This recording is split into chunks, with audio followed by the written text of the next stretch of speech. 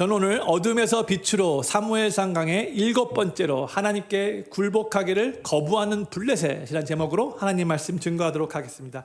저희는 3주 전에 사무엘상 5장의 내용을 나누었어요.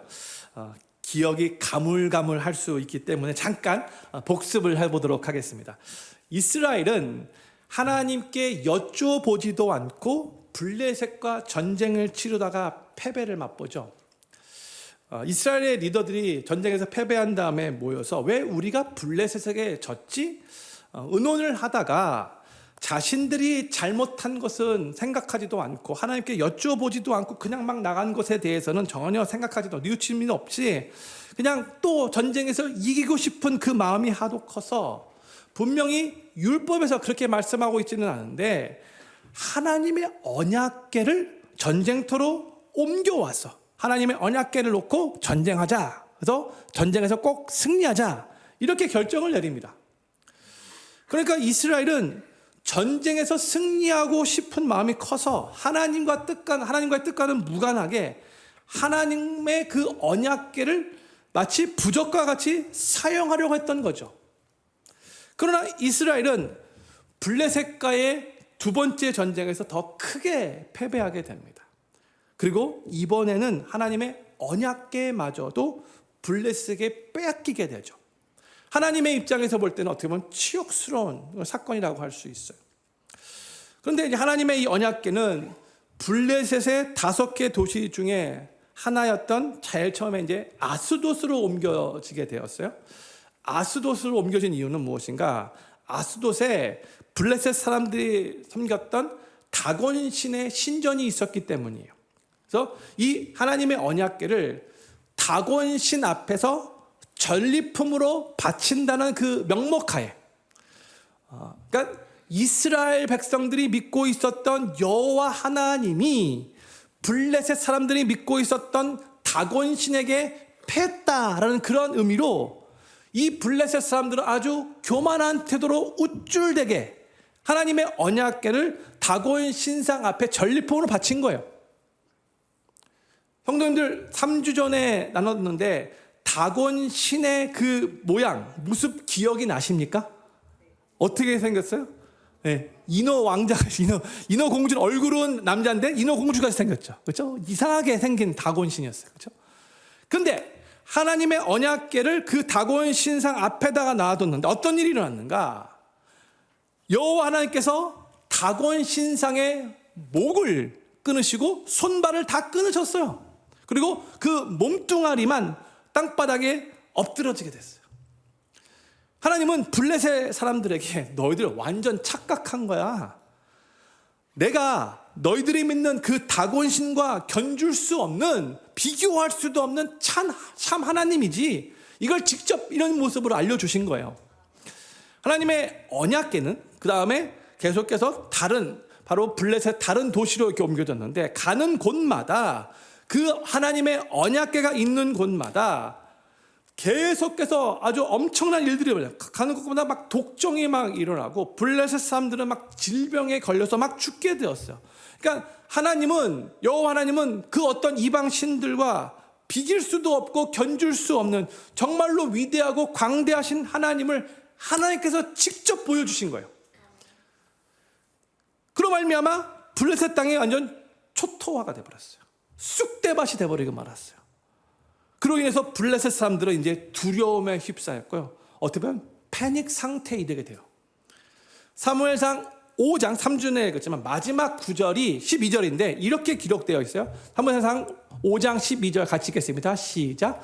죽지 아니한 사람들은 독종으로 치심을 받아 성읍의 부르짖음이 하늘에 사무쳤더라 했어요. 이게 하늘에 사무쳤더라는 한국말 번역으로 이렇게 된 건데 영어로 보면은 The cry of the city went up to heaven 그렇게 번역되었죠. 그러니까 블레셋 사람들이 너무나 재앙이 크니까 울면서 부르짖었는데 그 부르짖는 소리가 하늘에 사무칠 정도로 그렇게 심각한 상태가 되었다는 거예요. 그래서 블레셋 사람들은 더 이상 하나님의 언약궤를 블레셋 땅에 놔둘 수가 없었어요. 놔두면 놔둘수록 더 큰 재앙이 임하게 될 거라는 그런 두려움이 있었기 때문에 그래요. 이제 오늘 본문 말씀, 이제 사무엘상 6장은요, 이제 이 하나님의 언약궤를 블라셋 사람들이 다시 이스라엘 땅으로 돌려보내는 과정을 우리들에게 보여주고 있어요.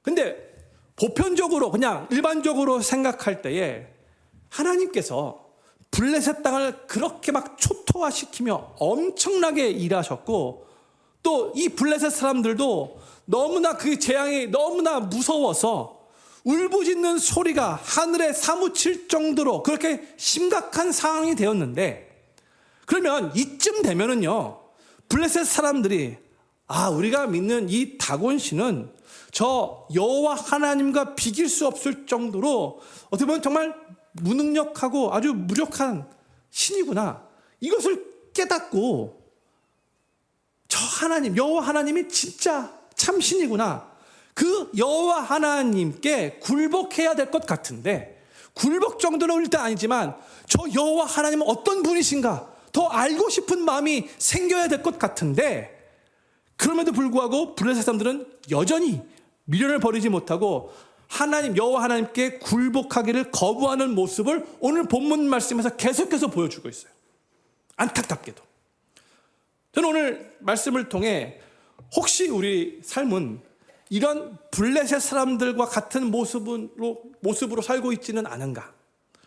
우리 자신을 솔직하게 좀 돌아볼 수 있기를 바라고, 이 말씀을 통해서 우리 자신을 더욱더 앞에 내어드리며 온전히 순복하는 삶이 되기를 그렇게 소망하는 마음이 일어나도록 그렇게 마음을 활짝 열고 하나님 말씀에 경청해 주시기를 부탁드리겠습니다. 먼저 오늘 본문 말씀 사무엘상 6장 1절 말씀을 다시 한번 읽어보기를 원합니다. 같이 읽겠습니다. 시작. 여호와의 궤가 블레셋 사람의 지방에 있은 지 7달이라. 하나님의 언약궤가 블레셋 땅에 무려 7개월 동안 있게 된 거예요. 7개월 동안 새 도시를 그렇게 옮겨 다니면서 다 블레셋 땅을 쑥대밭으로 만드신 거예요. 근데 이 7개월 동안 이렇게 블레셋 땅을 쑥대밭으로 만들게 되자 블레셋 사람들은 이 언약궤를 다시 이제 이스라엘 땅으로 돌려보내려고 하는데, 어떻게 돌려보내는 것이 합당한 것인가 많이 궁금해요. 그래서 그 상황에서 블레셋 사람들이 어떻게 대처하는가, 2절 말씀 같이 읽겠습니다. 시작. 블레셋 사람이 제사장들과 복술자들을 불러서 이르되 우리가 여호와의 궤를 어떻게 할꼬, 그것을 어떻게 본처로 보낼 것을 우리에게 가르치라 했어요. 지금 블레셋 사람 리더들이 제사장들과 복술자들을 불러서 조언을 구했다라고 하고 있어요. 여기서 나오는 제사장들은 하나님을 섬기는 그 제사장들이 아니고 이방 신들을 섬기는 그 블레셋 사람들이 믿는 그 신들의 제사장들을 말하는 거예요. 그리고 여기서 복술자들은 흔히 저희들이 아는 말로 점쟁이라고 할 수 있어요. 근데 이들이, 이 블레셋 리더들이 자신들이 섬기는 신의 이름으로 다양하게 점을 치면서 그 나라의 일에 조언을 했던 어드바이저의 역할을 하고 있었던 제사장들과 복술자들에게 조언을 구한 거예요. 왜냐하면 그 당시의 문화가 각 나라마다 나라의 중요한 일들을 결정할 때에 그들이 믿는 신의 제사장들과 복술자들에게 조언을 구했었거든요. 우리가 구약 성경을 읽어보면 애굽에서도 그랬고요, 또 바벨론도 그랬어요. 그게 문화인 거예요. 제가 어렸을 때에 주몽 드라마를 봤거든요. 한국 주몽 드라마에도 마찬가지예요. 그게 그냥 그 당시의 문화인 거예요. 이방 신들을 섬기는 사람들의 그게 문화인 거예요. 마찬가지예요. 그렇게 지금 제사장들, 그들이 믿는 신들의 제사장들과 점쟁이들에게 조언을 구한 거예요. 이들이 근데 어떻게 조언을 하는가? 3절 전반부 같이 읽겠습니다. 시작. 그들이 가로되 이스라엘 신의 궤를 보내거든 거저 보내지 말고 그에게 속건제를 드려야 할지니라 했어요. 그러니까 블레셋 사람들은 속건제를 드리고 또한 속건제 제물을 언약궤와 함께 보내야 한다라고 지금 조언을 하고 있는 거죠. 레위기 1장부터 5장까지 보면 하나님께서 이스라엘 백성들에게 5가지 제사를 알려주시면서 이런 제사를 드릴 때는 이렇게 제사를 드리라라고 아주 구체적으로 지시를 내리시죠. 그런데 레위기 5장을 보면은요, 속건제에 대해서 하나님이 알려주세요. 그러니까 속건제는 보통 다른 사람의 권리를 침해했거나 소유물에 손실을 입혔을 때에 배상하기 위한 제사가 바로 속건제예요. 근데 지금 오늘 본문 말씀에 나오는 속건제는 이제 블레셋 제사장들과 점쟁이들이 그거에 대해서 말을 하고 있는데, 레위기 5장에서 말하고 있는 바로 그 하나님이 지시한 속건제와 동일한 제사법으로 말하고 속건제는 아니에요. 이방신들을 믿는 그런 제사장들이었기 때문에 그렇겠죠. 그런데 그럼에도 불구하고 이들이 속건제라는 단어를 사용하고 있다는 말은 그래도 배상을 위해 제물을 드려야 한다는 그 컨셉은 여전히 가지고 있다는 거예요. 그냥 맨손으로 이 언약궤를 돌려보내서는 안 되고, 우리가 속건제를 드리고 그 다음에 그들에게 뭔가를 같이 제물을 함께 돌려주면서 돌려보내야 한다. 지금 이렇게 말을 하고 있는 거죠. 그러면 근데 지금 이제 이 상태가 우리가 잘 이해해야 하는 상태예요. 속건제는 왜 드리는 것인가? 어떠한 자세로, 어떠한 태도로 속건제를 드려야 하는가? 올바른 자세가 필요한 건데, 지금 어떠한 마음 상태로 속건제를 드리는 것이 맞냐면, 내가 상대방에게 손해를 입혔기 때문에 나의 잘못을 인정해야 되는 거잖아요. 먼저 내가 잘못했습니다, 미안한 마음이 들어야 되는 거죠. 그리고 내가 잘못한 것에 대해서 뉘우치는 마음을 가지고, 내가 당신에게 잘못을 저질렀는데 이제 내가 손해 입힌 것에 대해서 배상하기를 원합니다, 이러한 마음으로 속건제를 드려야 되는 거예요. 그렇죠? 그게 속건제의 의미인 거예요. 그런데 지금 이 블레셋 사람들이 속건제를 드려야 한다라고 말을 하면서도 이들의 마음 중심을 보면은 그들이 지금 미안한 마음은 하나도 없어요.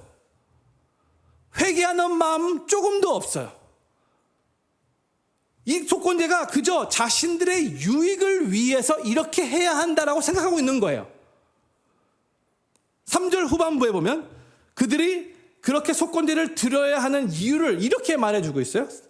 같이 읽겠습니다. 시작. 그에게 속건제를 드려야 할지니라. 그리하면 병도 낫고 그 손을 너희에게서 옮기지 아니하는 연고도 알리라. 우리가 이렇게 속건제를 하나님께 드리고 그 다음에 속건제의 의미, 배상하는 의미에서 뭔가를 같이 돌려보내야 될 텐데, 그렇게 해야 하는 이유는 그래야지만 우리가 병을 할 거예요. 그리고 하나님의 재앙이 이 언약궤가 가는 곳마다 아주 심각하게 임하고 있는데 왜 이 재앙이 끊이지 않는가를 알게 될 거예요. 이런 식으로 말하는 거죠. 그러니까 지금 중심이 지금 자신들의 고침이에요. 지금 자신들의 유익을 더 먼저 생각하고 있다는 거예요. 그들이 속건제를 드려야 한다고 말하는 이유가 자신들이 재앙으로 인해 걸린 병으로부터 빨리 낫고, 또 여호와 하나님이 계속해서 자신들에게 재앙을 주신 그 이유를 알기 위해서라는 거죠. 그러니까 조금 더 지금 뉘우치는 마음은 하나도 없어요.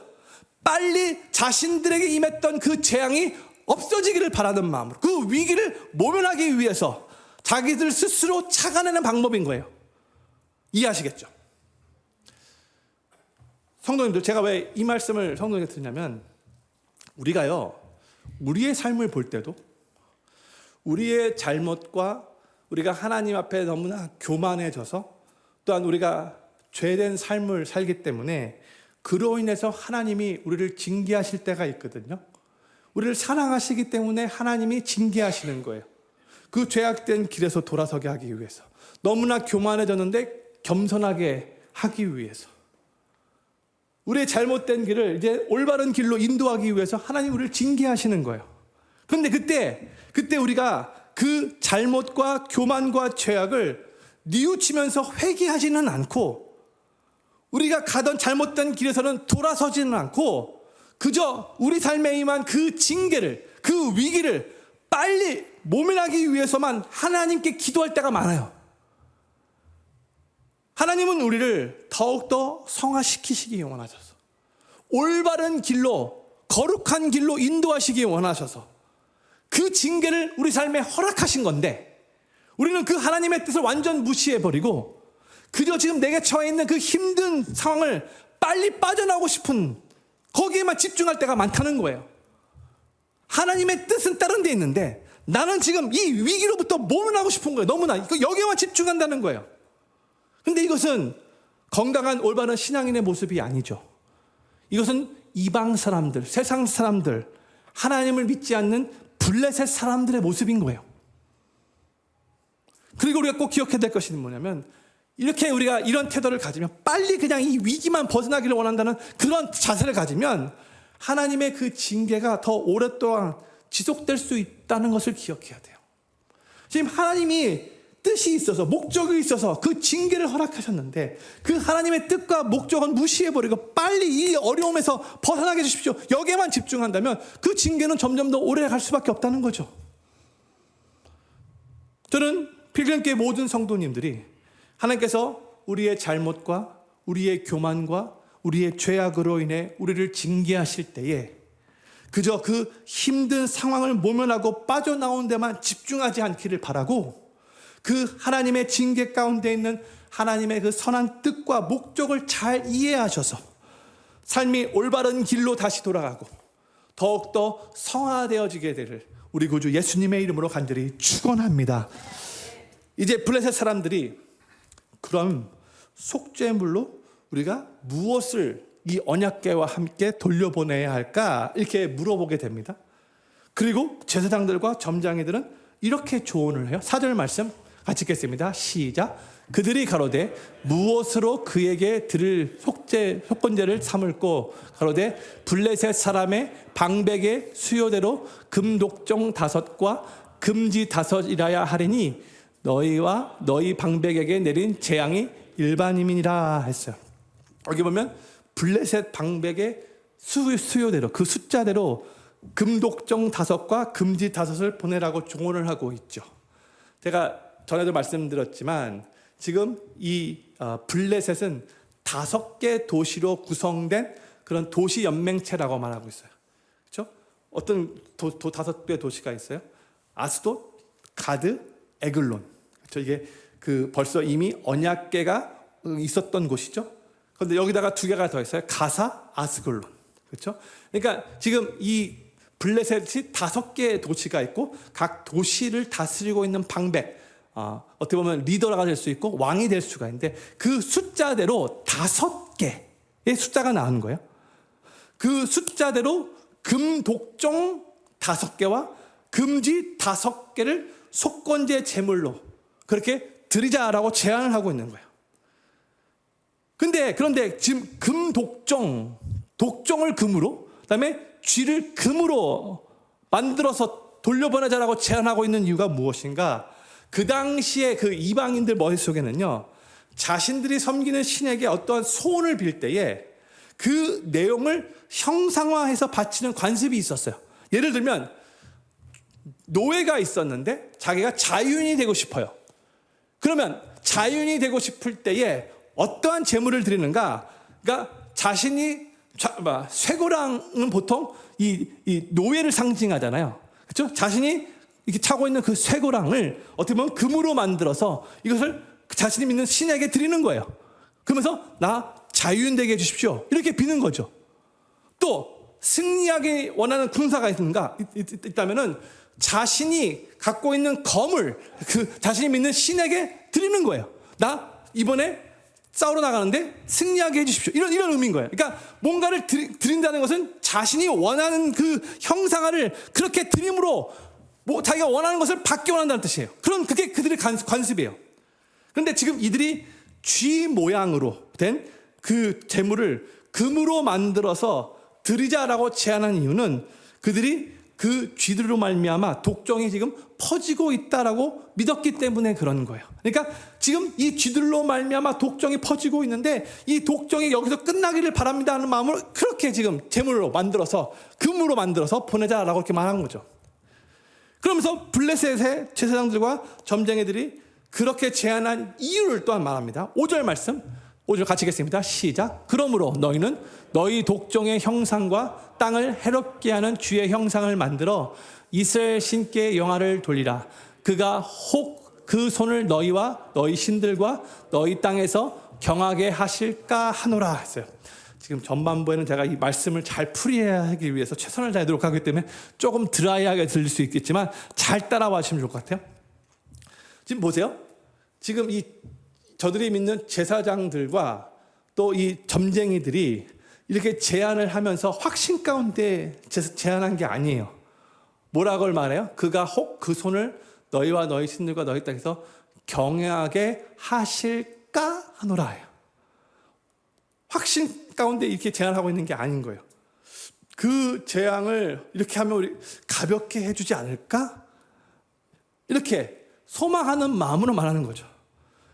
그런데 이제 6절을 보면은요, 그뿐만이 아니라 지금 이 블레셋 사람들은 자기네 역사도 아닌데 400년 전에, 약 400년 전에 애굽 땅에서 있었던 출애굽 사건까지도 그것을 언급하면서 이런 말을 해요. 6절 말씀 같이 읽겠습니다. 시작. 애굽인과 바로가 그 마음을 강팍해 한 것 같이 어찌하여 너희가 너희 마음을 강팍해 하겠느냐?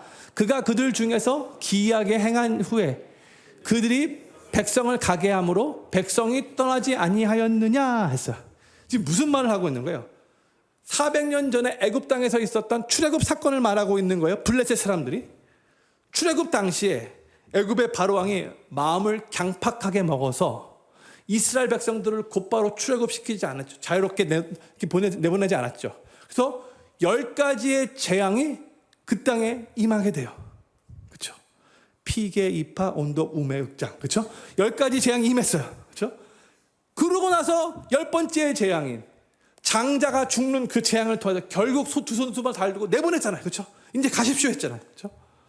근데 지금 자기네 역사가 아닌데 블레셋 사람들이 애굽의 역사, 그것도 400년 전에 있었던 그 역사까지 지금 언급하면서 우리도 그렇게 될까봐 두려우니까 빨리 이 속건 제물까지도 함께 이 언약궤와 함께 돌려보냅시다 이렇게 말하고 있는 거예요. 근데 저는요 3주 전에 제가 사무엘상 5장 말씀을 전하면서 그 말씀을 묵상했고 또 오늘 이제 6장 말씀을 전하면서 이 말씀을 묵상했는데 지금 블레셋 사람들이 갖고 있는 이 태도를 보면 좀 너무나 마음이 안타까워요. 참 불쌍하다는 생각이 들어요. 왜냐? 지금 이 블레셋 사람들은 지금 자신들에게 임했던 그 재앙을 피하는 것에만 급급해하고 있어요. 그 재앙을 내리게 하신 여호와 하나님께는 별로 집중하지 않아요. 그게 안타까운 거예요. 지금 이들은 본질은 보지 못하고 지금 비본질에만 집중하고 있다는 거예요. 애굽 사람들이 자신들의 마음을 강팍하게 해서 이들도 지금 그들이 직접 말한 거잖아요. 결국 여호와 하나님이 큰 재앙을 그 애굽 땅에 내려섰기 때문에 그래서 그들이 큰 피해를 봤다는 것을 지금 자기들의 입으로 말하고 있는 거예요. 우리도 그렇게 되지 않기를 바란다라고 지금 말하고 있는 거예요. 그렇죠? 근데 또 지금 자신들의 그 블레셋 땅에 지금 여호와의 언약궤가 가는 곳마다 마주 그냥 그 지방을 완전 쑥대밭으로 만들고 있는데 본인들도 알고 있는 거예요. 그렇다면 그렇게 재앙을 내리게 하셨던 하나님은 어떤 분이신가? 그 하나님께 집중해야 되는 거 아닌가요? 그 하나님이 이렇게 위대하신 분이신데 놀라운 분이신데 지금 이 블레셋 사람들은 그 하나님께는 집중하고 있지 않아요. 빨리 이 재앙이 끝나기를 바라는 데만 집중하고 있다는 거예요. 그 하나님이 그런 분이시라면 그 하나님 앞에 그 삶을 복종해야 되잖아요. 그 삶을 맡겨야 되는 거잖아요. 그 하나님 앞에 그 삶의 모든 것을 다 내려놔야 하잖아요. 근데 그 일은 하지 않으려고 하고 빨리 그 재앙이 끝나기만을 바라고 거기에만 집중하고 있다는 거예요. 그게 너무 안타까워요. 자신들의 병이 빨리 낫기를 바라고 재앙이 멈춰지는 것에만 집중하고 있는 안타까운 블레셋 사람들의 모습이에요. 보세요. 자신들이 믿고 있었던 다곤 신의 그 신상의 목을 끊어버렸어요. 손발을 끊어버렸어요. 그리고 언약궤가 가는 곳마다 사람들이 막 두려움에 떨고 막 쑥대밭이 됐어요. 그러면 저 하나님, 저 이스라엘 백성들이 믿는 여호와 하나님 정말 위대한 분이시구나. 우리가 그동안 잘못 알았구나. 그러면 그들의 삶을 돌이키는 게 당연한 거잖아요. 그런데 이들은 여호와 하나님께 끝까지 굴복하지 않는다는 거예요. 그래서 안타까운 거예요. 더 정확한 표현은 이거라고 할 수 있어요. 이들은 여호와 하나님께 굴복하고 싶지 않았던 거예요. 굴복해야 하는데 굴복하기 싫은 거예요. 안타까운 거예요. 그리고 진짜 재미있는 장면이 그 다음 구절인 7절부터 9절에 나옵니다. 먼저 7절부터 9절 말씀을 제가 천천히 읽어드릴게요. 그리고 나서 무슨 말을 하고 있는가를 제가 다시 풀이해드릴게요.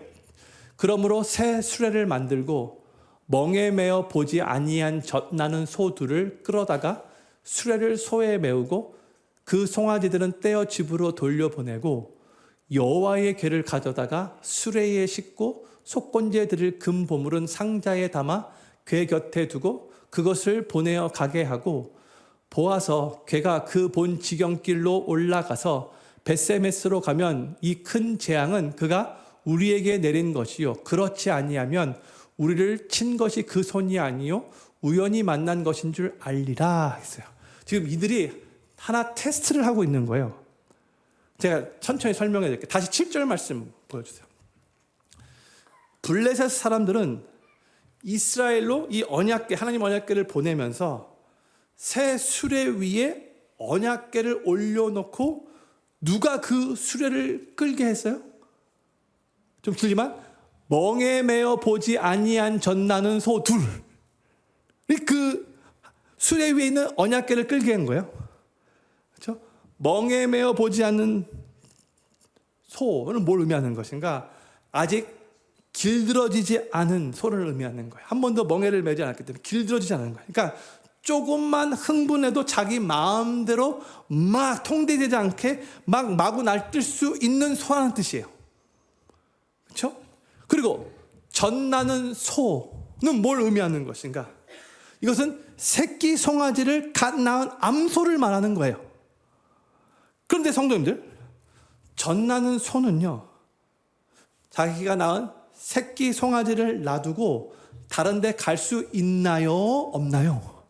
없죠. 그렇죠? 암소들은 본능적으로 자신이 낳은 새끼가 있는 곳으로 향하게 되어 있어요. 암소의 모성애가 보통이 아니에요. 어떨 때는 인간의 모성애보다도 동물들의 모성애가 훨씬 더 커요. 근데 이것을 너무나도 잘 알고 있었던 블레셋 사람들이 의도적으로 암소에게, 한 번도 멍에를 매본 적이 없는 암소에게, 젖나는 암소에게 수레를 끌게 하고 그 암소가 낳은 새끼 송아지들은 집으로 돌려보냈대요. 왜 그렇게 했는가? 그러면 이 암소들이 수레를 끌면서 본능적으로 어디를 향하게 가게 돼 있어요? 자기 새끼, 자꾸 욕하는 것 같은데, 예? 자기가 방금 전에 낳은 그 새끼 송아지를 향해 가게 되는 거잖아요. 그렇죠? 그렇죠? 그런데 그러면서 이 블레셋 사람들이 뭐라고 테스트식으로 말을 하냐면, 만약 이 암소들이 수레를 끌고 꿋꿋이 저 벳세메스로 향하여 가면 자신들에게 그동안 임했던 재앙이 이것은 하나님께로부터 온 것으로 알자. 그러나 이 암소들이 꿋꿋이 벳세메스로 가지 않고 다른 곳으로 가면 분명히 다른 곳으로 갈 줄 알고, 어디로 가요? 자기 새끼 송아지로 갈 것을 알고, 만약에 쭉 가지 않고 다른 곁길로 가게 되면, 아, 이 재앙은 여호와 하나님이 내리신 것이 아니라 우연히 임한 거였구나, 우리 이렇게 알자라고 말했다는 거예요. 이게 눈 가리고 아웅 했다는 뜻인 거죠. 자, 이해가 되십니까? 다른 예를 들게요. 제가 오늘 연필을 갖고 왔어요. 제가 이 연필을 하늘로 던져서 만약에 연필이 떨어질 때에, 만약에 연필이 이렇게 떨어지면 우리에게 임한 재앙이 여호와 하나님께로부터 온 재앙으로 알자. 그런데 이렇게 떨어지지 않고 만약에 이렇게 떨어지면, 아, 이건 우연히 일어난 걸로 알면 돼. 그렇게 자기들끼리 말했다는 거예요. 형님들, 제가 연필을 던졌을 때에 이렇게 떨어질 확률은 몇 %인가요? 없어요. 이렇게 떨어질 수밖에 없죠. 이제 이해가 되시죠? 예? 바로 그렇게 자기들끼리 눈 가리고 아웅식으로 이렇게 테스트를 했다는 거예요. 그런데 성도님들, 바로 이게 우리의 모습은 아닌가. 끝까지 자들의 삶에 임했던 그 재앙이 하나님께서 하신 것임을 알고 있음에도 불구하고, 알고 있잖아요. 방금 자기들끼리 막 말했잖아요. 막 그 애굽의 그 역사까지 막 언급하면서 우리 그렇게 하지 말자 막 그렇게 말했잖아요.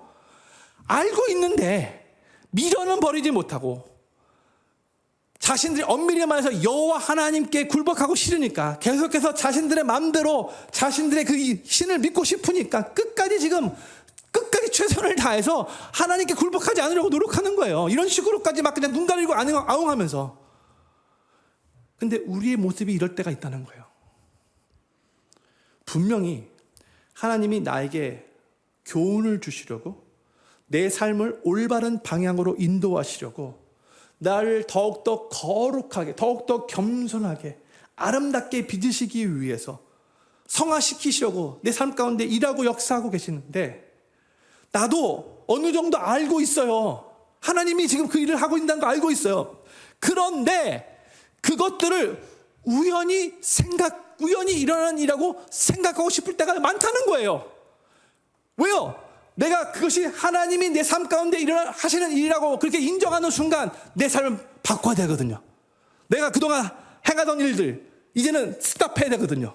내가 마음대로 언제는 못 살거든요. 그렇게 살고 싶지 않아. 그렇게 해서 그 마음대로 막 살고 싶은데 하나님 앞에 내 삶을 헌신하고 정말 순복해야 되는데 그러고 싶지 않거든요. 지금 블레셋 사람들이 바로 그렇게 하고 있다는 거예요. 근데 우리도 블레셋 사람들과 똑같이 우리 삶 가운데 여호와 하나님을 믿고 섬긴다고 말하면서도 이러한 자세로 신앙생활 할 때가 종종 있어요. 하나님의 징계가 분명한데도 하나님께 온전히 순종하고 순복하고 싶지 않으니까 여전히 내 방식대로 내가 원하는 대로 살고 싶으니까 끝까지 부인하려고 애쓸 때가 많은 거예요. 그럼 성도님들 이거 꼭 기억하셔야 돼요. 만약 우리 삶에 이러한 블레셋 사람들의 모습이 있다면 그건 우리만 손해예요. 우리 삶이 자꾸 점점 더 힘들어질 수밖에 없어요.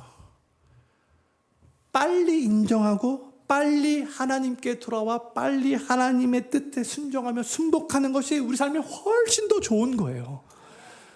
누가 정말로 지혜로운 사람인가? 하나님이 내 삶에 일하시고 역사하실 때 그것을 곧바로 알아차리고 곧바로 인정하고 곧바로 하나님께 순종하고 순복하는 사람이 지혜로운 사람인 것을 믿으시기 바랍니다. 고집피지 마세요. 눈 가리고 아웅하는 식으로 하나님 테스트하지 마세요. 블레셋 사람들이 끝까지 여호와 하나님께 순복하기 싫으니까 억지 피면서 자기들 스스로 엉뚱한 테스트를 만들어 놨는데 어떤 일이 일어나든가. 12절 말씀 같이 읽겠습니다. 시작. 암소가 벳세메스 길로 바로 행하여 대로로 가며 갈 때에 울고 좌우로 치우치지 아니하였고 블레셋 방백들은 벳세메스 경계까지 따라가니라 했어요. 암소는 본능적으로 자기 새끼가 있는 곳으로 가는 게 당연한데 지금 똑바로 이 암소들이 벳세메스로 향해 갔다고 말하고 있죠. 누가 그 일을 하신 거예요? 하나님이 하게 하신 거죠. 연필을 던졌는데 이렇게 떨어질 수밖에 없는데 이렇게 떨어진 거예요. 하나님이 하신 거죠. 하나님이 하신 거죠. 그 일이 일어난 거예요. 근데 보세요. 암소가 지금 하나님께 순종하고 순복하여 지금 똑바로 벳세메스로 향해 갔는데 오늘 본문 말씀이 이렇게 우리들에게 알려주고 있어요. 울고 좌우로 치우치지 아니하였다. 누가요? 암소가 왜 울었을까요? 새끼들 욕하신 것 같은데 이렇게 드는데, 자신이 새끼한테 젖을 먹여야 되는데 본인은 그렇게 생각하고 있는데 지금 하나님의 뭔가의 그 주권하에 자기가 지금 순종하면서 그 길을 걸어가고 있기 때문에 눈물이 나오는 거죠. 그렇죠? 울면서도 내 새끼한테 젖을 먹여야 되는데 머릿속으로 그렇게 이성적으로 생각이 되는데도 새끼들이 있는 곳으로 가지 않고 좌로나 우로나 치우치지 않고, 이거는 하나님의 사람들이 하나님 앞에서 보여야 될 행동이거든요. 그렇죠? 여호수아 1장을 봐서 하나님께서 여호수아에게 너가 좌로나 우로나 치우치지 말, 하나님 말씀하신 거잖아요. 그렇죠? 근데 지금 하나님의 백성들은 각자 자기 소근에 오른 대로 하고 있었는 이 사사시대 끝자락에, 그리고 지금 이 블레셋 사람들도 지금 끝까지 여호와 하나님께 굴복하기 싫어가지고 자기들 마음대로 눈 가리고 아웅하는 식으로 이런 쓸데없는 그런 테스트를 만들어 왔는데, 지금 암소는 좌로나 우로나 치우치지 않고 하나님의 사람들이 해야 할 그 모습을 보여주면서 울면서 그 길을 똑바로 걸어갔다는 거예요. 하나님께 지금 이 암소는 그 하나님의 다스림 가운데 하나님의 통치하에 철저히 순종하고 있다는 것이죠. 하나님은요, 이 암소를 통해서도 우리들에게 귀중한 영적인 교훈을 주고 계시는 거예요. 성경을 보면은요, 특별히 구약 성경을 보면 하나님은 가끔씩 동물을 통해서도 인간들에게 교훈을 주시잖아요. 대표적인 예가 뭐예요? 발람과 이 나귀 이야기죠. 발람이 계속해서 하나님이 가지 말라라고 말씀해 주셨는데도 그냥 자신의 그 욕심이 자기를 막 이끌어가지고 계속해서 하나님의 그 뜻을 무시하고 막 가려고 하니까 결국 하나님이 나귀를 말하게 하심으로 못 가게 하시잖아요. 잘못 가고 있다는 것을 깨닫게 하시잖아요. 그렇죠? 지금 마찬가지로 블레셋 사람들은 그 끔찍한 재앙들을 다 겪었으면서도 지금 하나님의 언약궤가 있는 곳마다 지금 막 쑥대밭이 되어버리고 말았는데도 끝까지 이 여호와 하나님께 굴복하지 않으니까 하나님은 지금 이 암소마저 사용하시면서, 암소는 눈물을 흘리면서까지 본능적인 그 모성애까지 누르면서 여호와 하나님께 철저하게 순종하며 순복하고 있다는 것을 성경 저자가 성경을 읽는 우리 독자들에게 알려주려고 하고 있는 거예요. 너희들도 이렇게 살아야 한다. 성도님들, 창피하지만 때로는 우리 인간들이 동물보다 못할 때가 있어요. 너무 창피하지만. 오늘 이 내용을 같이 우리가 나누면서 우리 하나님께 이렇게 기도하실 수 있기를 바라요. 하나님, 내가 소망도 못한 사람이 되지 않기를 원합니다. 한 가지 더 같이 나누고 싶은 게 있어요. 지금 이 모든 장면을 블레셋 사람들이 혹시 이 암소들이 곁길로 갈 수 있는 확률이 있으니까 끝까지 같이 봤거든요. 근데 끝까지 베스메스로 갔다라고 12절 후반부에 알려주고 있어요. 그러니까 지금 블레셋 사람들이 보고 있는 거예요. 이들이 끝까지 억지 피우며 말도 안 되는 눈 가리고 아웅식하는 그 테스트를 했는데도 결국 암소가 하나님의 통치하에 하나님께 순복하여 좌로나 우로나 치우치지 않고 눈물을 흘리면서 곧바로 그렇게 베스메스로 가는 것을 보고 그들도 결국 이 모든 것들이 다 하나님의 역사라는 것을 이제 인정할 수밖에 없게 된 거죠. 쓸데없는 엉뚱한 테스트를 만들어 놨어도 하나님이 일하시니까 이제는 두 손 두 발 다 들을 수밖에 없는 거죠. 하나님이, 여호와 하나님이 우리에게 재앙을 임하신 게 하신 거구나, 인정할 수밖에 없게 된 거예요. 사랑하는 필경교회 성도님들, 우리가 신앙생활을 해나가는 동안에 눈물을 흘려야 하는 상황이 온다 할지라도 그 상황을 극복하고 눈물을 머금고 철저히 하나님께 순종하면 하나님은 그런 우리를 통해서 일하시고 역사하신다는 것을 기억하시기 바랍니다. 하나님을 믿지 않는 세상 사람들마저도 살아계신 하나님을 인정하는 데 쓰임받을 수 있게 되는 거예요. 하나님의 일을 하다 보면 내가 원하는 것보다도 하나님이 원하시는 뜻을 이루는 데 내 삶을 드려야 될 때가 있잖아요. 내 의지가 있고 내가 원하는 게 있지만 그것보다도 하나님의 뜻은 이것이다라고 우리가 여겨질 때에, 그렇게 이해가 될 때에 눈물을 머금고 그 하나님의 뜻을 이루기 위해서 내가 순종해야 할 때가 있잖아요.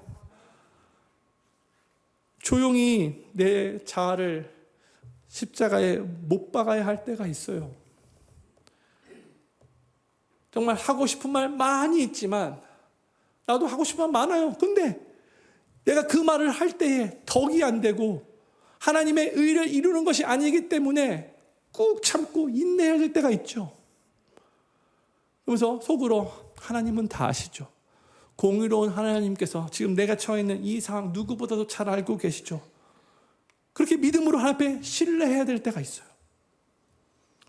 화가 나고 속상할 때도 하나님이 다 알고 계시기에 그 하나님을 믿는 믿음으로 내가 원하는 것을 이루기보다는 하나님이 원하시는 것을 이루기 위해서 선한 하나님의 뜻이 이루어지도록 하나님의 뜻에 내 자신을 순복해야 할 때가 있어요.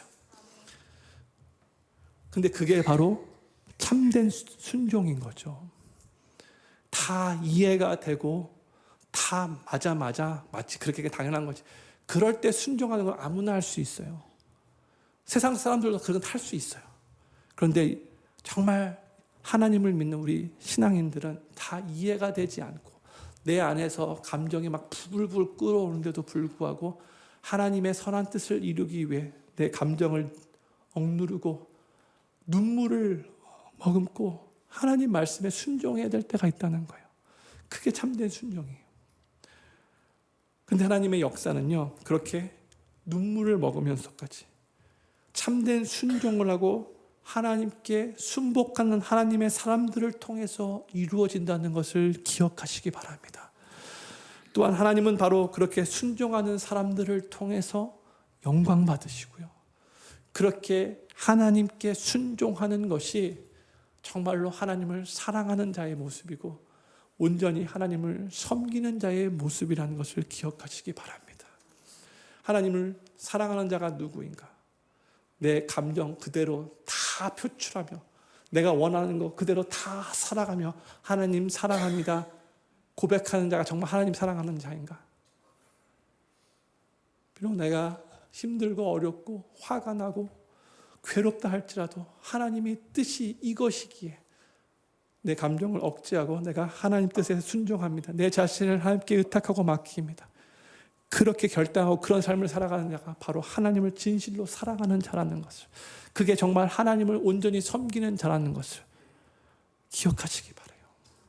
우리 하나님의 뜻은 완전하시고 우리 하나님은 실수가 없으시고 내가 처해 있는 그 상황마저도 하나님께서 나에게 필요하시기에 허락하시는 상황이라고 믿고 받아들이고 하나님을 그대로 신뢰하며 믿음의 길을 걸어갈 때에 바로 그러한 삶을 통해서 하나님이 영광 받으시고 하나님께서 놀라운 하나님의 뜻을 이루어 가실 것을 믿으시기 바랍니다. 저는 필그림교회 모든 성도님들이 블레셋 사람들과 같이 여러 가지 확실한 증거가 있어도 끝까지 우연이라고 생각하고 싶어하고 그래서 끝까지 하나님께 굴복하지 않는 어리석은 삶을 살아가는 것이 아니라 비록 눈물을 흘리는 상황이 온다 할지라도 하나님의 그 통치하에 철저히 순복하고 순종함으로 하나님의 역사를 이루시고 하나님 나라를 세우며 하나님께 영광 돌리는 하나님께 귀하게 쓰임받는 하나님을 정말로 사랑하고 온전히 섬기는 참된 성숙한 신앙인의 삶을 살아가시게 되기를 우리 구주 예수님의 이름으로 간절히 축원합니다. 다 같이 자리에서 일어나셔서